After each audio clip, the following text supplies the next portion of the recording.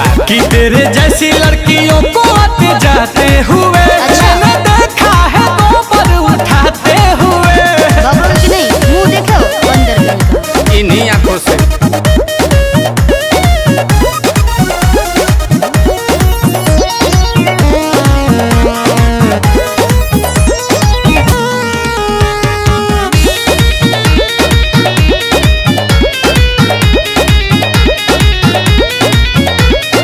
Beauty हमारा पहले देखो, देख लिया, फिर अपने फेस को निरेखो।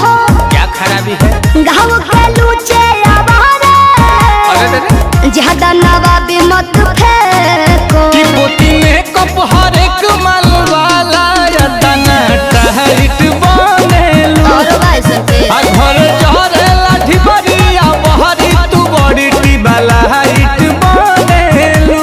सुनो, फिर भी देखो ते होला टपकाते हुए।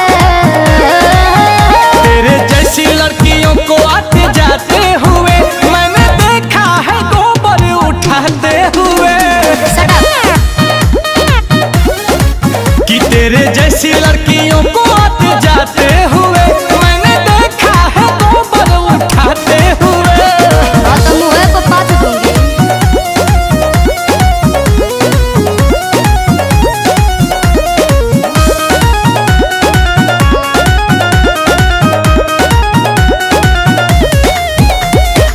पापा के हो अपनी प्यारी, मैं भी हूँ, बस्ती में हस्ती हमारी।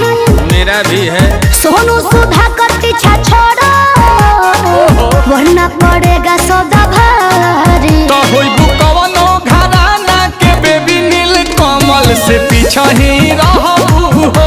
अच्छा, अब कतनो भी आई पी तू मरद बाकी नीचा ही रहबू हो। और दावन देखा ना? बात करो औकात को मिलाते हुए। आयो तेरे जैसी लड़कियों को आते जाते हुए हमने देखा है गोबर उठाते हुए। चकोड़ा हो क्या? बहुत देखा है। कि तेरे जैसी लड़कियों को आते जाते हुए मैंने देखा है गोबर उठाते हुए। कंघी गिर गया है, उठा लीजिए। आप भी जाके नहा लीजिए।